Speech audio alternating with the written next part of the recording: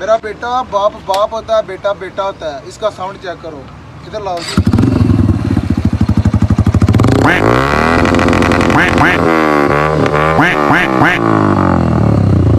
समझ आइए, अब पता लगा बाप क्या होता है और बेटा क्या होता है। इसके मुकाबले में अगर लेके आ सकते हो तो ले आओ, नहीं तो पापा लेके कमेंट में अगली गली पकड़ो।